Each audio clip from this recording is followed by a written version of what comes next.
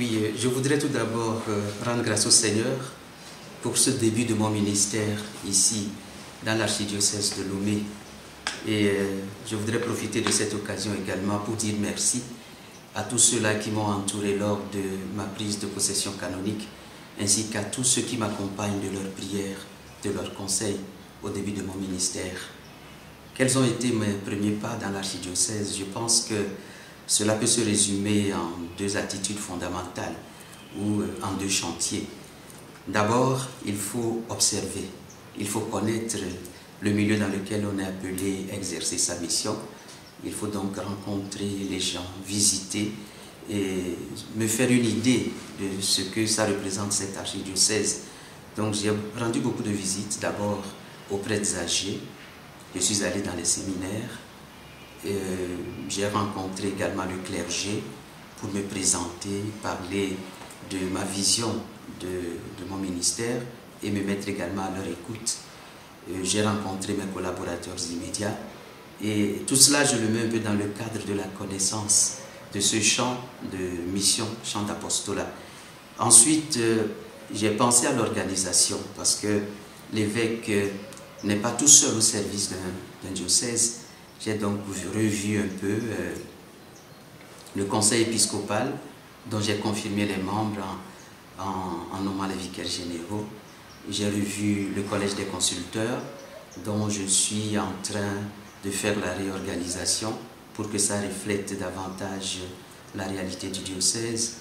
Je pense au conseil presbytéral, je vais amender les statuts pour que le conseil presbytéral soit mis en place très rapidement, puisque à la vacance du siège, le conseil presbytéral antérieur arrête ses fonctions. Il y a le conseil diocésain pour les affaires économiques. Bref, mes premiers pas dans l'archidiocèse se caractérisent par l'observation, la connaissance, les visites et ensuite la planification de mes activités. Elles sont très bonnes, très bonnes.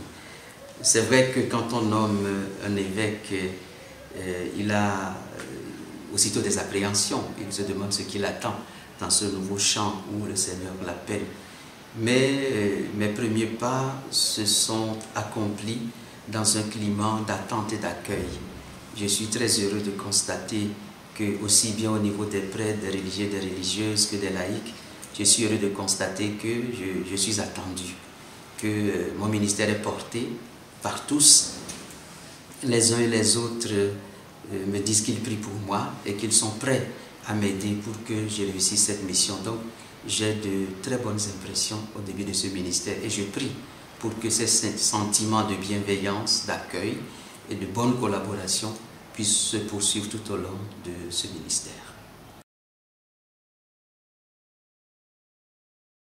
Oui, vous l'avez bien dit, ce sont deux missions assez lourdes et je pense que le temps de l'administration du diocèse d'Atapamé ne sera pas trop long.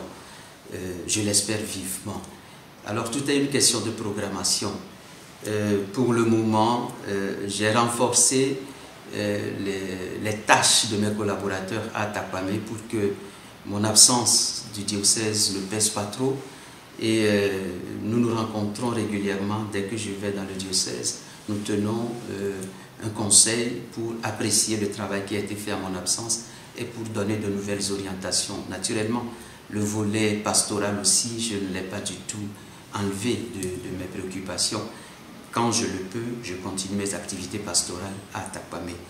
À Lomé, comme je l'ai dit, mes premiers pas, c'était ceux de l'observation et ceux également de la réorganisation du travail pour que cela se passe dans de bonnes conditions. Une chose que j'ai oubliée, c'est mes visites continuelles à mon prédécesseur, à l'archevêque émérite Monseigneur Denis Amouzou Diakba, pour qu'il puisse m'orienter dans ces premiers pas que je suis en train de poser. C'est assez lourd et avec la grâce de Dieu, j'essaie de tenir et j'espère que très bientôt, on trouvera mon successeur à Atapamé pour que les choses soient un peu plus allégées. Mais pour le moment, je ne l'ai pas encore défini le profil, mais vous savez, normalement, lorsqu'un siège est vacant, on demande à l'évêque qui a eu en charge le diocèse de présenter un peu les divers aspects du diocèse. Et c'est par rapport aux besoins, aux nécessités du diocèse qu'on dégage un profil. Bon, je ne l'ai pas encore fait, je n'ai pas été sollicité encore pour le faire, donc je ne peux pas dire avec précision le profil de mon successeur.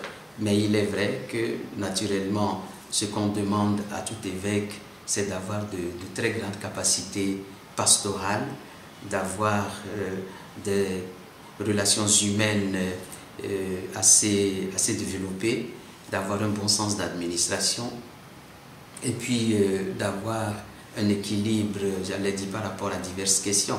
Bon, voilà, je ne suis pas en train de faire déjà le profil de mon successeur, mais je pense que les choses iront un peu dans ce même sens.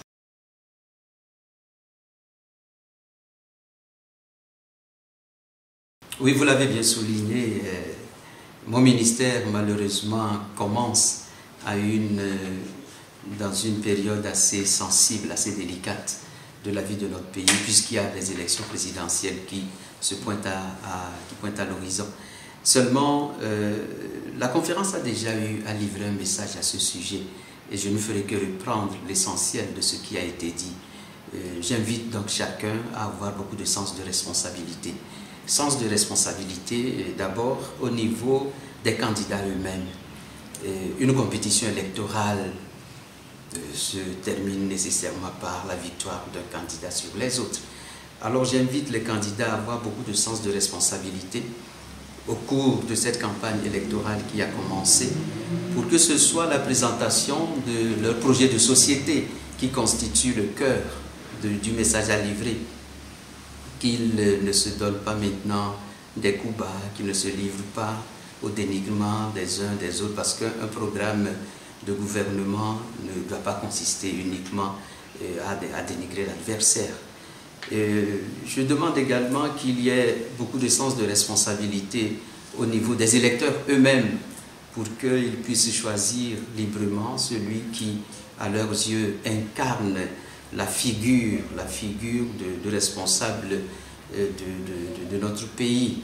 Mais sens de responsabilité au niveau des électeurs pour ne pas se livrer à des actes, j'allais dire, de blocage les uns des autres. Le Togo est un pays unique et tous les électeurs, et tout comme les militants, doivent avoir la possibilité de se déplacer sur toute l'étendue du territoire pour pouvoir livrer leur message. Donc, un message donc, que j'adresse aux militants. Et naturellement, le sens de responsabilité concerne également les organes habilités à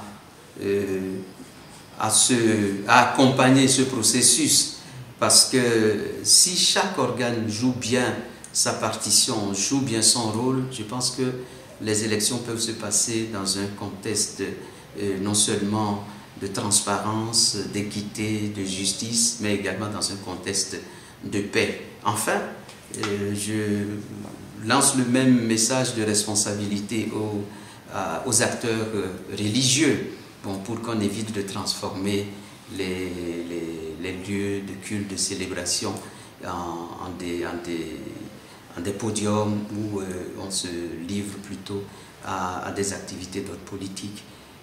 Voilà, le maître mot de mon conseil, c'est la responsabilité.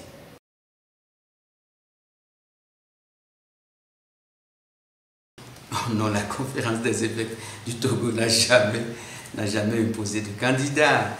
Les évêques n'ont jamais tenu une session au cours de laquelle ils ont choisi un candidat quelconque. Non, ce serait d'ailleurs contraire aux valeurs que nous-mêmes nous sommes en train de demander aux autres. C'est-à-dire que les élections doivent se passer dans un cadre totalement de liberté. C'est à chacun qui, selon, j'allais dire, la considération qu'il a pour les divers candidats, c'est chacun qui effectue son choix. Et puis, soit dit entre nous, ce n'est pas la première fois que le Togo va à des élections. Est-ce que jamais vous avez entendu dire que la conférence des évêques a proposé un candidat? Non, je pense que ce n'est pas notre mission et nous n'allons pas imposer un candidat.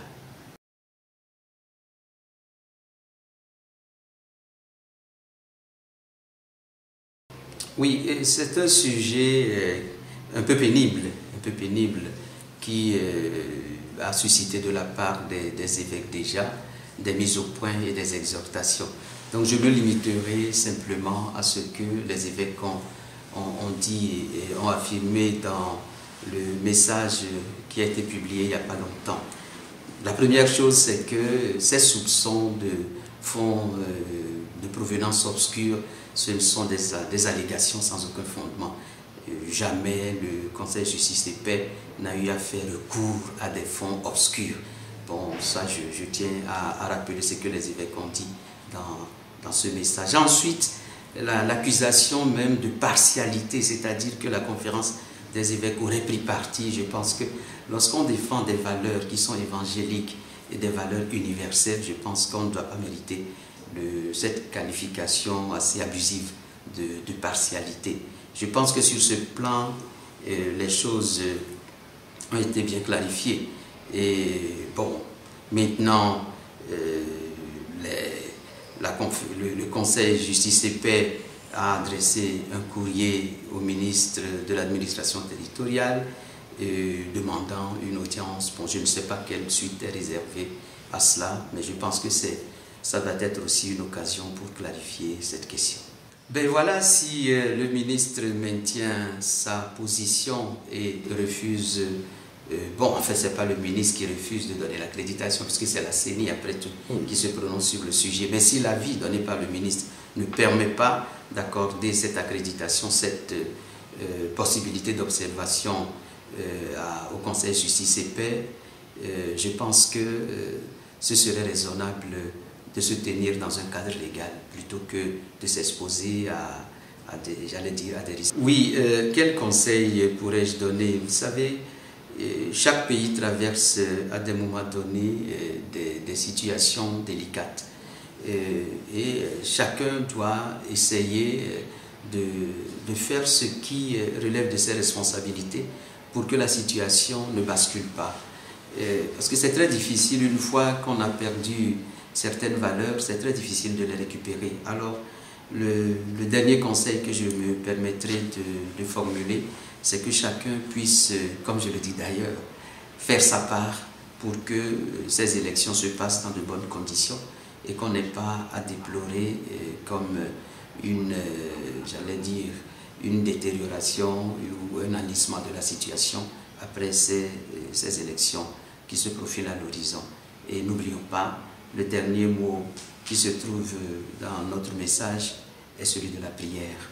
Nous avons demandé qu'il y ait un tridôme de prière et j'invite les uns et les autres à unir leurs cœurs et leurs intentions pour implorer du Seigneur la grâce de passer ce temps dans la tranquillité, dans la justice, dans la vérité et dans la responsabilité.